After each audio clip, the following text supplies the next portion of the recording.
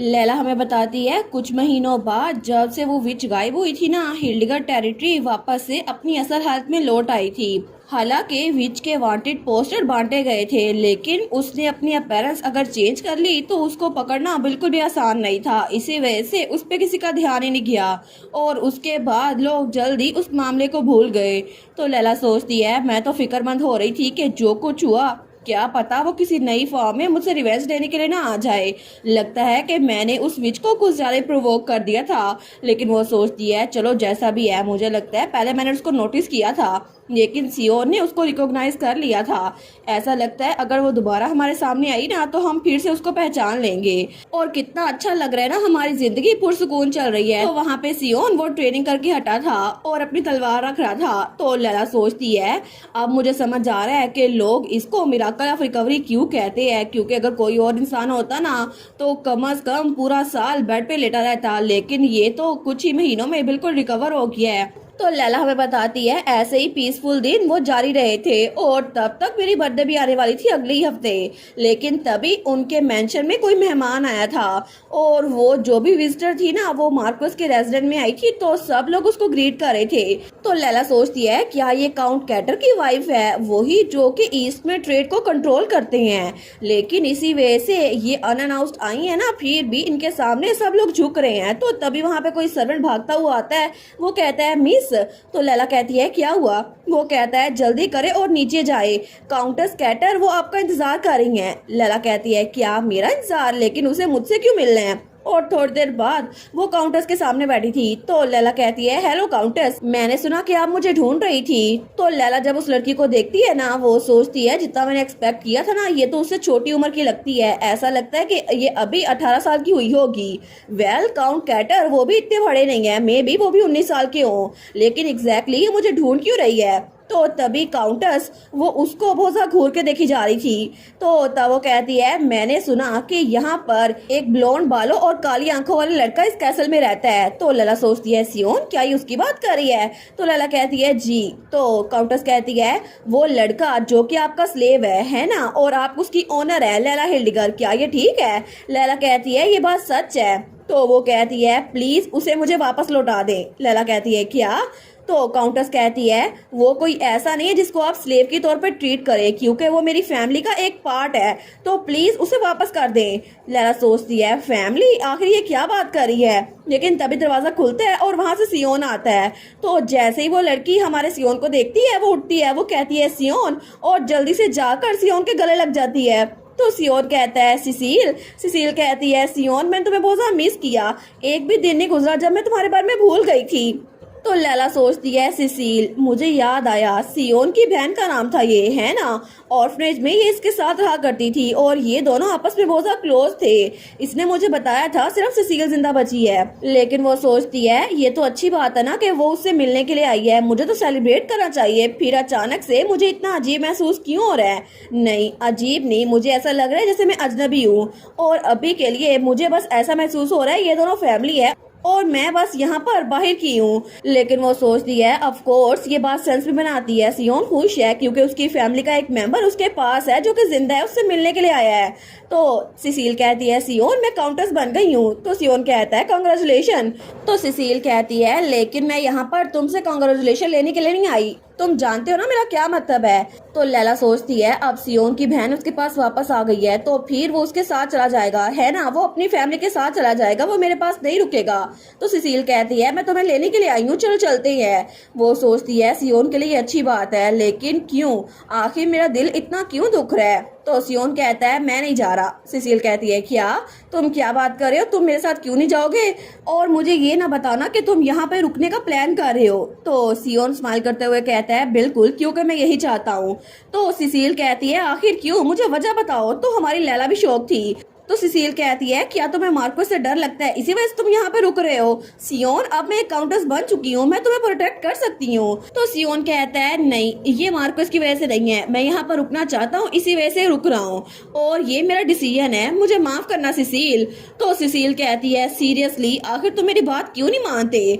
लेकिन तभी वो लैला की तरफ देखती है, वो कहती है रुको, कहीं मुझे ये ना बताना, नो वे ऐसा नहीं हो सकता, और मुझे लगता है मुझे गलत फहमी हुई है, प्लीज मुझे बता दो ये गलत फहमी है है ना सियोन। तो सियोन कहता है रुको सुशील, मुझे लगता है हमें अकेले में बात करनी चाहिए। तो सुशील उसका हाथ झटकते हुए कहती है आखिर ऐसे क्यों, क्या तुम भूल गए हो ये लड़की है कौन? ये हमारे दुश्मन की बेटी है, क्या तुम जानते नहीं हो जो सब कुछ उस हिल्डिगर ने हमारी फैमिली के साथ किया, तुम फिर भी यहाँ पे रुक रहे हो। तो ये सब कुछ सुनकर लैला वो कुछ बोल नहीं पाती, लेकिन तब उसके हाथ कांप रहे थे। तो सियोन लैला को देखते है, वो कहता है सुशील बस कर दो। लेकिन तभी लैला कहती है मुझे याद आया, मुझे कुछ काम करना था तो मैं बाहर जाती हूँ, ठीक है। और तब वो निकलते हुए कहती है सियोन मेरे पीछे मत आना और तुम अपना टाइम लो, अपनी बहन से बात करो। और काउंटर्स आप भी प्लीज यहाँ पर रुके और आप जब तक यहाँ पे चाहे रह सकती हैं, ठीक है अब मैं चलती हूँ। तो पीछे से सियोन कहता है लैला, लेकिन लैला वहां दरवाजा बंद करके निकल गई थी। और जब वो बाहर आई थी वो कहती है जब तक मैं न कहूँ ना कोई भी इस कमरे में दाखिल ना हो। तो मेड कहती है जी मैं समझ गई। लेकिन तब लैला उस हाल में से गुजर रही थी और जब वो सीढ़ियाँ चढ़ने लगती है ना उसके हाथ अभी तक कांप रहे थे। वो सोचती है सुशील ने अभी कहा था तुम्हें भूल गया ये किसकी बेटी है, उस हिल्डिगर ने हमारे साथ जो कुछ किया उसके बावजूद भी। और तब लैला उसकी आंखों में आंसू थे, लेकिन वो बेचारी वो तो बहुत ज्यादा एम्बेरस और बहुत ज्यादा दुखी थी। तो वो सोचती है मैं एक हिल्डिगर हूँ, आखिर इसमें मेरा क्या कसूर। लेकिन तभी दूसरी तरफ पीछे वही कमरा दिखाया जाता है जहाँ पे सुशील कहती है अगर तुम एक्सप्लेन करो भी ना फिर भी ये काफी नहीं होगा, क्या तुम वहीं पे खड़े रह के बात करने वाले हो? और अगर ये तुम इसलिए कह रहे हो क्योंकि तुम पागल हो गए हो तो मुझे पहले से पता है। लेकिन तब सियोन वहाँ सोफे पे आके बैठते हुए हंसने लगता है। तो सुशील कहती है तुम हंस क्यों रहे हो? तो सियोन कहता है बस ऐसे ही। सुशील कहती है बस ऐसे ही। तो सियोन कहता है तुम्हें पता है मैंने एक ख्वाब देखा था, उस ख्वाब में मैं तुमसे पहले मिला था और तब भी हम लोग ऐसे ही बात कर रहे थे और तब भी तुमने मुझसे बोला था कि मैं पागल हो चुका हूँ। तो सुशील कहती है लेकिन क्यों? वो कहता है क्योंकि मैंने बहुत सारे लोगों की जान ली थी और मुझे उनको मारने का जरा भी गिल्ट नहीं था। तो सुशील कहती है वो सिर्फ एक ख्वाब था है ना। तो सियोन कहता है अच्छा बस एक ख्वाब। वो कहती है ये बहुत रिडिकुलस ड्रीम है, आखिर तुमने किसको मारा था? तो सियोन कहता है हिल्डिगर, सबको जो यहाँ पर है इस हिल्डिगर कैसल में हर एक इंसान को। फॉर एग्जाम्पल वो सर्वेंट जो तुम्हें रिसेप्शन रूम तक छोड़ के आया है ना, और वो मेड जो यहाँ पे चाय लेके आई थी, मैंने सबको मार डाला। तो सुशील कहती है तुमने तो सच में बहुत सारे लोग की जान ली होगी ना उस ख्वाब में। तो वो कहता है सुशील कहती है क्या हुआ? वो कहता है आई एम सॉरी। सुशील कहती है भूल जाओ इसको, मैं ऐसे प्रिटेंड करूंगी जैसे मैंने कुछ सुना ही नहीं है। वो कहता है फिर भी आई एम सॉरी। तो सुशील कहती है हे मुझे लगता है शायद तुम्हारा सच में पूरा दिमाग खराब हो गया है। तो सियोन कहता है मुझे पता है इसी वजह से तो मैं माफी मांग रहा हूँ। तो सुशील कहती है माफी मांगने से अच्छा नहीं है तुम वो काम करो ही ना जिसके लिए माफी मांगनी पड़े। वो कहता है नहीं आई एम सॉरी, मैं तुम्हारे साथ नहीं चल सकता। तो सुशील कहती है ओहो बात ये नहीं है कि मुझे वो लड़की पसंद नहीं है, लेकिन फिर भी अगर तुम उसके साथ रहे तो सबसे ज्यादा सफर तुम ही करोगे। तो वो कहता है सिर्फ एक चीज है जो मैं चाहता हूँ सुशील। तो सुशील कहती है वो क्या चीज है? तो सियोन कहता है वो लड़की, मैं चाहता हूँ कि वो कभी भी मरे ना, उसको कोई भी दुख ना हो, मेरी बस यही ख्वाहिश है। तो सुशील उसको ऐसे देखकर हैरान रह गई थी। वो सोचती है लगता है कि ये जब भी उसकी बात करता है ना तो बहुत ज्यादा अफेक्शनेट दिखाता है अपने आप को। और वो लड़की ऐसा लगता है सियोन अकेला नहीं है, वो लड़की भी सियोन को बहुत ज्यादा पसंद करती है। शायद इसी वजह से सियोन के यहाँ से जाने की बात सुनकर वो इतनी ज्यादा उदास हो गई थी। लेकिन तब वो उठती है और सियोन की तरफ बढ़ते हुए कहती है मैं समझ गई, चीजें आजकल थोड़ी अच्छी चल रही हैं तुम्हारे लिए है ना। वैसे भी मैं चाहती हूँ कि तुम इस जगह पर ना रुको, लेकिन ये जगह सेफ है इसी वजह से तुम यहाँ पर नहीं रुके थे, बल्कि तुम उस लड़की की वजह से यहाँ पे रुके थे है ना। और तब वो सियोन के साथ आके बैठती है और कहती है क्या तुम सच में उसको इतना पसंद करते हो? तो सियोन वो स्माइल करता है लेकिन कोई जवाब नहीं दे पाता। तो सुशील कहती है तुम्हें खुद नहीं पता कि तुम उसको पसंद करते हो या फिर नहीं, आखिर तुम कितने बड़े हो गए हो, मुझे लगता है तुम 14 या 15 साल के हो गए और तुम्हें अभी तक पता नहीं है तुम्हारी फीलिंग्स हैं क्या। तो सियोन कहता है ऐसा नहीं है कि मैं अपनी फीलिंग को डिफाइन नहीं कर सकता, बस बात ये है कि मुझे उससे नफरत होनी चाहिए थी, इतनी ज्यादा कि मैं उसको जान से मार डालता, लेकिन पता नहीं क्यों मेरे लिए बिल्कुल अब ये इम्पॉसिबल लगता है, क्योंकि इस वक्त मैं चाहता हूँ कि उसको कभी भी कोई चोट ना आए और मैं उसकी हर एक विश पूरी करना चाहता हूँ और उसके लिए मैं कुछ भी करूंगा, बस यही बात है। सुशील सोचती है ऑफ कोर्स यही तो होता है जब प्यार होता है, लेकिन शायद इसको अपनी फीलिंग्स का अभी तक अंदाजा नहीं है। तो तब वो कहती है सियोन मुझे एक और चीज पूछने दो। सियोन कहता है बिल्कुल। तो सिसिल कहती है वो लड़की एक नोबल है ना? तो सियोन कहता है बिल्कुल वो एक नोबल है। तो सिसिल कहती है इसका मतलब है कि वो किसी और नोबल से शादी करेगी, क्योंकि आम रूटीन में ऐसा ही होता है। मेरा केस थोड़ा एक्सेप्शन है फिर भी। और क्या हो अगर वो एक नोबल लेडी बन जाए, उसकी शादी किसी और के साथ हो जाए और जब वो वेडिंग हॉल में जाएगी तो तुम्हें क्या लगता है, तुम्हें कैसा लगेगा? तो सियोन कहता है कुछ भी नहीं। तो वो कहती है क्या तुम्हें कुछ भी फील नहीं होगा? वो कहता है बिल्कुल, मैं बस मेक श्योर करूंगा कि उसके इर्द गिर्द जो लोग हों वो बिल्कुल भी डेंजरस ना हो, और जिस इंसान से उसकी शादी हो वो बहुत ज्यादा अच्छा हो, उसको कभी भी दुख ना दे। बस मैं चाहता हूँ कि वो हमेशा खुश रहे, चाहे उसके लिए मुझे उसका गार्ड बन के उसके साथ ही क्यों ना रहना पड़े। तो सिसिल कहती है सच में, तुम्हें सच में लगता है कि वो किसी और से शादी कर लेगी तो तुम खुश रहोगे? वो कहता है बिल्कुल। लेकिन सिसिल सोचती है ये कितना रिडिकुलस है ना, इसे खुद नहीं पता कि ये अभी किस तरह दिख रहा है और ये अपने आप को बिल्कुल छोटा समझ रहा है, और इसको लगता है ये अपनी फीलिंग्स को ऐसे छुपा लेगा और उस लड़की को पता नहीं चलेगा। और अगर इसे लगता है कि ये लैला हिल्डिगोर को पसंद करता है, लेकिन इतना नहीं कि वो उसके साथ रह सके, है ना? मुझे लगता है कि मुझे अभी इसे जगाने की जरूरत नहीं है। ऑनेस्टली मैं नहीं चाहती कि वो दोनों कपल बन जाएं, क्योंकि अगर वो दोनों कपल बन गए ना तो सियोन वो खुश तो रहेगा स्टार्ट में, लेकिन उनका फ्यूचर वो इतना प्रॉमिसिंग नहीं है। क्योंकि जिस वक्त सियोन को एहसास हुआ कि उसकी फैमिली की जान इसके फादर की वजह से गई थी, उसको गिल्ट मार देगा। और इसके अलावा जब उस लड़की को पता चला कि सियोन की फैमिली की जान उसके फादर की वजह से गई है, तो वो भी हमेशा अपने आप को ब्लेम करेगी, और इसी वजह से सियोन और वो लड़की दोनों सफर करेंगे। लेकिन तब वो कहती है ठीक है, हम अभी के लिए इस बारे में बात करना बंद कर सकते हैं, मैं तुम्हारे डिसीजन की रिस्पेक्ट करती हूँ, तुम यहाँ पर रुक सकते हो।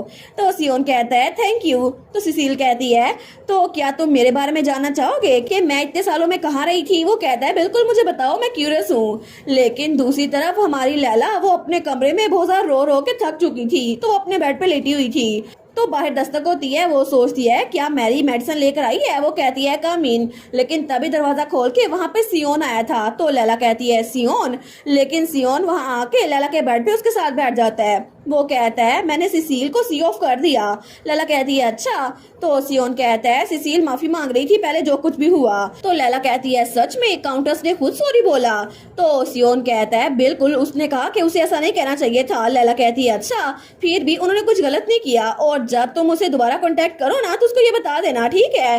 तो सियोन कुछ नहीं बोलता। लैला कहती है मैं सीरियस हूँ बाय द वे सियोन। तो सियोन कहता है क्या हुआ? वो कहती है क्या तुम सच में यहाँ से नहीं जाओगे? और तब भी वो बड़ी उदास थी। तो हमारा सियोन कहता है मुझे लगता है कि हमने एक प्रॉमिस किया था। वो कहती है क्या, कौन सा प्रॉमिस? तो सियोन कहता है मैंने तुम्हें कहा था कि तुम्हें जो भी अचीव करना है ना मैं तुम्हारी हेल्प करूंगा, और मुझे लगा था मैं हमेशा तुम्हारी साइड पे रहूंगा, तो आखिर में तुम्हें छोड़ के कैसे जा सकता हूँ, और इसी वजह से मैं अपने वादे को पूरा करूंगा। क्या ये बात नहीं है? तो लैला वो तो खुश हो गई थी, वो कहती है बिल्कुल ये बात सच है। वो सोचती है लगता है मैं कुछ ज्यादा एक्साइटेड हो गई थी, इसी वजह से मैंने इतनी जल्दी जवाब दे दिया। सियोन यहाँ पर अपनी फैमिली से मिलने के बावजूद मेरे पास रुका हुआ है, लेकिन तभी वो सोचती है अगर मैं इस बारे में सोच रही हूँ तो मैंने अभी तक सियोन को इस बारे में नहीं बताया। वो कहती है सियोन मुझे भी तुम्हें कुछ बताना है, तुमने अपनी फैमिली के बारे में मुझे सब कुछ बताया था ना, लेकिन ऐसा लगता है मैंने तुम्हें अपनी फैमिली के बारे में कुछ नहीं बताया। जो लोग मेरे करीब थे ना, शायद मैंने तुम्हें उसके बारे में कुछ नहीं बताया, तो अगर तुम सुनना ना चाहो तो इट्स ओके। वो कहता है नहीं मैं सुनना चाहता हूँ। लैला प्लीज मुझे बताओ, मैं तुम्हारी फैमिली के बारे में सुनना चाहता हूँ। तो लैला वो बताना शुरू करती है। वो कहती है मेरी मदर की मैरिज उस विलन से बिल्कुल पॉलिटिकल थी। मेरी मोम वो इकलौती बेटी थी, इसी वजह से उनकी शादी फैमिली प्रेशर की वजह से मेरे फादर से करवा दी गई। लेकिन मेरी मोम जो कि बहुत ज्यादा काइंड थी उस विलन के साथ नहीं रह सकती थी, लेकिन वो विलन बहुत ज्यादा जालिम था मेरा फादर। इसी वजह से मेरे फादर के हर बुरे काम के पीछे वो उनको कभी सपोर्ट नहीं करती थी, वो हमेशा उनको रोकना चाहती थी और उनको बदलना चाहती थी। लेकिन उस विलन के लिए मेरी मोम की परसुएशन बिल्कुल भी काफी नहीं थी, बल्कि परेशानी थी, या फिर ये कहा जाए तो बिल्कुल बोदरसम था। इसी वजह से वो अक्सर मेरी मॉम के साथ लड़ता रहता था, और मैं और मेरे दोनों बहन भाई भी अलग से एक साइड पे खड़े रहते थे। लेकिन एक दिन अचानक से मेरी मॉम वो अपने बेड पे मिली और ऐसा लगता था जैसे उन्होंने जहर पी लिया हो, और उनके पास एक सुसाइड नोट पड़ा हुआ था जहाँ पर लिखा था उन्हें किसी और लड़के से प्यार हो गया है और उसी गिल्ट की वजह से वो जी नहीं सकती। लेकिन उनके फ्यूनरल के बाद जब हम लोग लौटे तो कैसल में हर कोई हम पे उंगलियां उठा रहा था। हर कोई कह रहा था ये कितने शेमलेस है जो कैसल में लौट आए। इनकी मॉम अफेयर चला रही थी तो आखिर इनकी हिम्मत कैसी हुई कि यहाँ पर लौट आए। और ये लोग तो मार्कस के बच्चे लगते भी नहीं है। लेकिन लैला की बड़ी बहन वो सेम टू सेम मार्कस की कॉपी थी और लैला और उसका भाई वो अपनी मॉम पे गए थे। तो तब उसको बताती है चाहे वो सुसाइड नोट वो रियल था या फेक इससे फर्क नहीं पड़ता था। फैक्ट ये था कि मेरी मॉम से विलन नफरत करता था और इस कैसल में उनका सुसाइड नोट पहले सच बन चुका था, चाहे वो सच नहीं था। लेकिन तब कुछ दिनों बाद वो तीनों बहन भाई एक ही बेड पे थे। तो लैला कहती है सिस्टर क्या मदर ने सच में ऐसा कुछ किया है? क्या सच में वो डर गई थी और उन्होंने हमें पीछे छोड़ दिया? तो उसकी बहन कहती है बिल्कुल नहीं, मॉम कभी भी ऐसा कुछ नहीं करेगी और वो हमें कभी भी ऐसी रीजन के लिए छोड़ के नहीं जा सकती। तो उसका भाई भी कहता है लेकिन सिस्टर यहाँ पे कितनी चीजें अजीब है ना, आपको नहीं लगता ये कितना अजीब है कि वहाँ पर मदर का सुसाइड नोट उसको हमारे देखने से पहले जला दिया गया? कहीं ऐसा तो नहीं कि उन्होंने उसको इसलिए जलाया ताकि हम अपनी मॉम की हैंडराइटिंग को रिकॉग्नाइज ना कर ले और उनको ये ना बता दे कि फेक है? तो लैला की बड़ी बहन कहती है मुझे भी ऐसा लगता है, जरूर इस सब के पीछे कोई ना कोई ट्रुथ छुपा होगा और लगता है कि शायद विलन की स्कीम की वजह से ये सब कुछ हुआ है, हमारे फादर ने हमारी मदर को मरवाया है। लेकिन तब उसकी बहन लेटते हुए कहती है हम लोग इस बारे में क्या करें, मुझे नहीं लगता कि कोई भी इस कैसल में हमारा यकीन करेगा। तो तभी लैला का भाई बैठते हुए कहता है सिस्टर चले हम मदर की फैमिली होम में जाते हैं, अगर हम वहाँ जाके उनसे हेल्प मांगे तो हम इग्नोर नहीं करेंगे। तो लैला की बहन कहती है लेकिन फ्यूनरल पे भी वो लोग नहीं आए थे तो क्या वो हमारी हेल्प करेंगे? तो लैला का भाई कहता है सच में मुझे लगता है उनके पास कोई रीजन होगी जिसकी वजह से वो यहाँ पर नहीं आए। शायद उनको लगता होगा कि हमारी मॉम ने फैमिली की रेपुटेशन खराब की है। तो क्या हम उनको ये ना कहें कि हम अपनी मॉम को बेकसूर साबित करके फैमिली का ओनर वापस ले आ सकते हैं? चले ट्राई करते हैं सिस्टर, अगर हम दोनों भी जाए ना तो प्लान सक्सेसफुल हो सकता है। तो लैला तो तब बिल्कुल छोटी सी थी तो उसकी बहन कहती है बिल्कुल इसमें थोड़ा टाइम लगेगा लेकिन हम ये कर सकते हैं। और लैला के पास उसका वो फ्लफी रैपिड फ्लफा बैट भी पकड़ा हुआ था। तो लैला तो बिल्कुल क्यूट सी थी। लेकिन बाद में 2 सालों बाद फाइनली जब उसकी बहन 15 साल की हो गई ना तो तब वो अपने भाई को लेकर वहां से जा रही थी और लैला पीछे ही थी। तो लैला कहती है क्या मैं आप दोनों के साथ नहीं जा सकती, मुझे अकेले नहीं रहना? तो उसकी बहन कहती है वो बहुत ज्यादा दूर जगह है और यहाँ पे ठंड भी बहुत ज्यादा होने वाली है, इसी वजह से तुम ज्यादा दूर नहीं जा सकती लैला, फ्लफा बैट तुम्हें सेफ रखेगी ठीक है? तो लैला कहती है लेकिन अगर आप दोनों जा रहे हैं तो क्या आप मॉम की मॉम से मिलेंगे? तो क्या वो हमारी हेल्प कर पाएंगी? तो लैला की बहन कहती है बिल्कुल, हम हमारी ग्रैंडमा से कहेंगे कि वो इस मामले को इन्वेस्टिगेट करे और बाद में हम इस बारे में कुछ कर सकती हैं, फिर तुम भी हमारे साथ चलना, हम वहीं पर रहेंगे। लैला कहती है सच में मैं यहाँ पर नहीं रुकूंगी, मैं भी आपके साथ चलूंगी। तो उसकी बहन कहती है बिल्कुल, इसी वजह से चाहे कुछ भी हो जाए लैला तुम्हें जिंदा रहना पड़ेगा ठीक है, मुझसे प्रॉमिस करो। तो लैला वो भी अपनी बहन से प्रॉमिस करती है, वो कहती है ठीक है सिस्टर मैं जिंदा रहूंगी। और तब लैला सियोन को बताती है इस तरह मेरी बहन और मेरा भाई वो मदर की फैमिली की तरफ चले गए, लेकिन ये सब कुछ वैसा नहीं हुआ जैसा हमने प्लान किया था। और बाद में कुछ अरसे बाद वहाँ पे उसके बहन भाई वापस नहीं आए थे बल्कि वहाँ पर उनके ताबूत थे। तो लैला वो छोटी सी थी, वो रो रही थी, वो सोचती है सिस्टर और ब्रदर दोनों वापस नहीं आए बल्कि ये सब कुछ हो गया। तो लैला बताती है बाद में मुझे पता चला कि मेरे दोनों बहन भाई वो मॉम की फैमिली की साइड पे अभी जा ही नहीं पाए थे, लेकिन रास्ते में ही उन पे हमला हो गया जिसकी वजह से उन दोनों की जान चली गई। लेकिन उनके पास तो कुछ ज्यादा पैसे थे भी नहीं, बस उनके पास कुछ कपड़े थे रास्ते में बदलने के लिए या फिर बस रास्ते में थोड़े से खर्च करने के पैसे। वो क्रिमिनल्स उनको बाद में हिल्डिगर मेंशन के नाइट्स ने पकड़ लिया, लेकिन तब लैला ने अपना वो फ्लफा बैट खिलौना वो वहाँ पे अपनी सिस्टर की ग्रेव पे रखा था। वो रोते हुए सोचती है और बाद में मेरी सिस्टर और ब्रदर के फ्यूनरल पे वो रॉबर्ट जब पकड़ा गया ना तो तब मैं कुछ अरसे बाद जेल में उससे मिलने के लिए गई, लेकिन मैंने उससे जाके पहली बार में यही पूछा आखिर उसने मेरे बहन और भाई को क्यों मारा।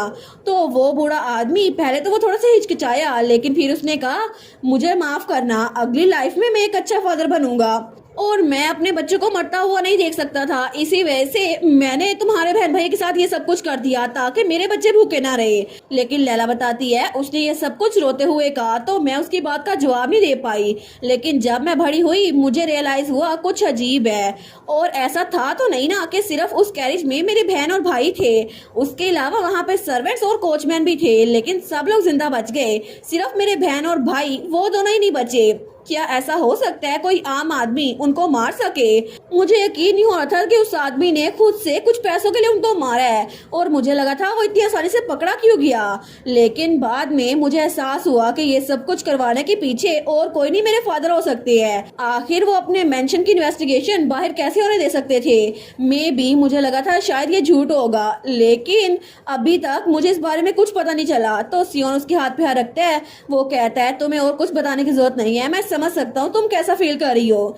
तो लैला कहती है एनीवेज मेरी सिस्टर की लास्ट विश यही थी कि मैं जिंदा रहूं और अच्छे से रहूं, इसी वजह से मैं उनकी लास्ट विश पूरी करना चाहती हूँ, बस यही रीजन थी जिसकी वजह से मैं अभी तक जीती रही थी। तो सियोन कहता है मैं तुम्हारी विश को पूरा करूंगा, मैं मेक श्योर करूंगा कि ये पूरी हो जाए। लेकिन तब लैला की आंखों में आंसू आ रहे थे। वो सोचती है उस वक्त मुझे रियलाइज हुआ कि आखिर मैंने सियोन के साथ अपनी ये कहानी, ये रीजन क्यों शेयर की। ये इसलिए नहीं था क्योंकि उसने मुझे अपनी स्टोरी बताई थी, बल्कि मैं चाहती थी कि मैं सियोन को बताऊं, चाहे मैं लैला हिल्डगर क्यों नहीं हूँ, लेकिन मुझे भी इस हिल्डिगर नाम से उतनी ही नफरत है जितनी उसको है। तो तब सियोन उसके आंसू साफ करा था। तो लैला कहती है थैंक यू सियोन, और प्लीज मुझसे नफरत मत करना, प्लीज मुझसे नफरत मत करना। लेकिन उसके बाद लैला हमें बताती है वो विलन बहुत ज्यादा अजीब बन गया। नहीं, ये कहा जाए कि विलन तो पहले से अजीब था, बस इस वक्त वो कुछ ज्यादा सेंसिटिव बन गया था, और वो तो हर छोटी छोटी बात पे गुस्सा कर रहा था। ऐसा लगता था कि पूरे कैसल को उसको अवॉइड करना पड़ेगा, और मैंने भी पूरी कोशिश की कि उस विलन को अवॉइड कर सकूं। इसी वजह से मैंने अपने सारे दिन अपने बेडरूम में गुजारे। वो कहती है मैं तो बोर हो रही हूँ, सच में मुझे लगता है कि मुझे अपने कमरे में रुकना चाहिए। लेकिन जब से वो काउंटेस यहाँ पर आई है ना, सियोन की बहन, तब से लेकर अब तक पता नहीं फादर को किस बात का गुस्सा चढ़ा हुआ है। तो तभी दरवाजे पे दस्तक होती है, कोई कहता है मिस मैं विलियम हूँ। तो हमारी लैला कहती है अंदर आ जाओ। विलियम कहता है क्या कमरे में कोई नहीं है ना, मैरी कहाँ पर है? तो लैला कहती है मैरी अपने छोटे भाई के पास गई है, क्या तुम्हें कोई काम था?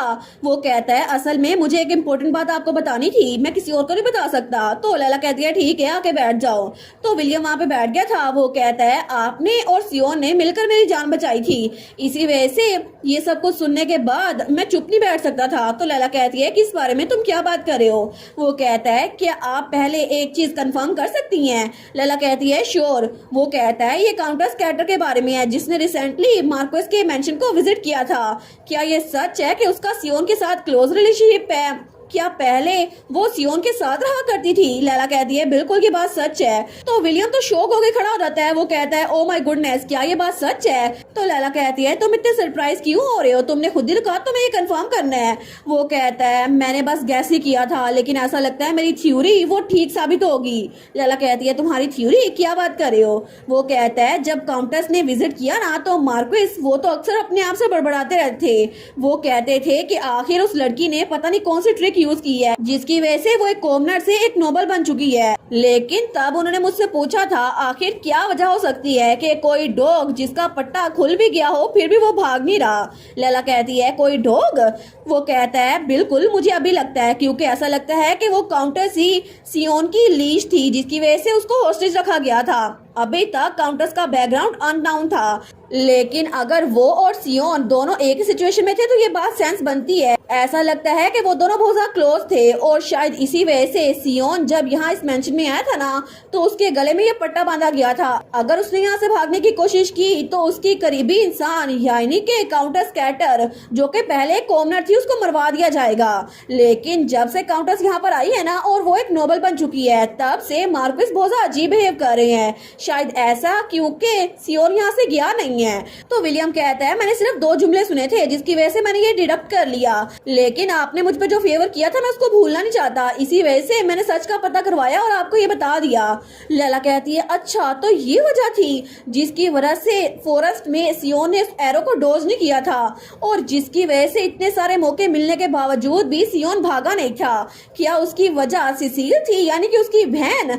लेकिन तब उसको पैनिक अटैक आ रहा था, उससे सांस लेना मुश्किल हो रहा था। तो विलियम कहता है लेडी, लेकिन तभी लैला वहाँ पे बेहोश हो गई थी। वो कहता है लेडी लैला, और थोड़ी देर बाद वहाँ पे डॉक्टर एल्विन और उसकी मेड मैरी भी आ गए थे। तो तब लैला भी होश में आ गई थी। वो हमें बताती है एल्विन ने कहा कि मैं स्ट्रेस की वजह से कोलैप्स हुई थी।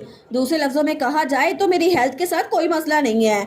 तो उसकी मेड भी उसके लिए बड़ी परेशान थी। तो लैला सोचती है लेकिन फिर भी इशू तो बहुत बड़ा है। इसका मतलब है कि सियोन वो अपनी बहन की वजह से यहाँ पे रुका हुआ था, लेकिन अब वो विलन सियोन को खतरा समझ रहा है। तो लैला कहती है मैं बिल्कुल ठीक हूँ, कोई भी मसले की बात नहीं है। और 4 दिनों के बाद लैला की 15 बर्थडे थी और वहाँ पे सेलिब्रेशन पार्टी रखी गई थी। हर कोई लैला को विश कर रहा था। वो कहते हैं हैप्पी बर्थडे लेडी लैला, आज तो आप बहुत ज्यादा खूबसूरत लग रही हैं। और लैला उस ड्रेस में सच में बहुत ही ज्यादा खूबसूरत लग रही थी। तो तभी वहाँ पर उसके इर्द गिर्द बहुत सारी लड़कियां थी। वो कहती हैं सच में मार्कस तो आप पे बहुत ज्यादा प्राउड है, आज तो सच में आपके लिए प्रपोजल की लाइन लग जाएगी, आप तो बहुत ज्यादा खूबसूरत लग रही हैं। तो लैला कहती है थैंक यू सो मच आपकी कांग्रेचुलेशन के लिए। तो ठीक है, अब मुझे उम्मीद है कि आप लोग अपने आप को एंजॉय करेंगे, मैं चलती हूँ। और उसके बाद वहाँ से निकल आई थी।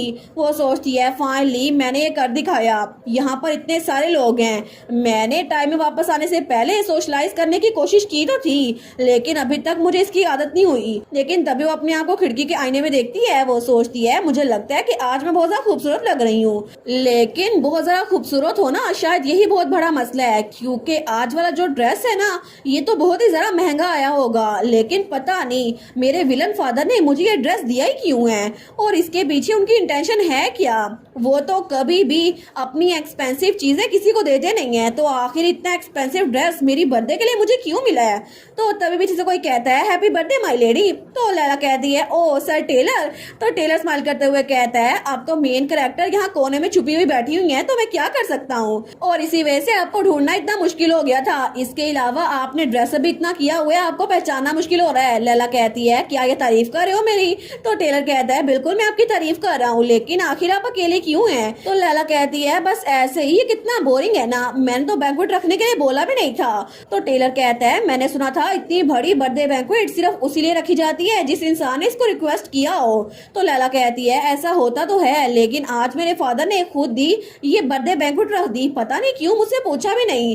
तो टेलर कहता है अच्छा इसी वजह से जब आप पार्टी के स्टार्ट में अपने फादर के साथ आ रही थी ना, आपके चेहरे पे ऐसा एक्सप्रेशन था जैसे आपको सांस नहीं आ रही, मुझे लगा शायद आपका पेट खराब है। लैला कहती है हाँ बिल्कुल, क्योंकि उस वक्त उस विलन के हाथ में हाथ डाल के चलना मुझे बहुत ज्यादा अजीब लग रहा था।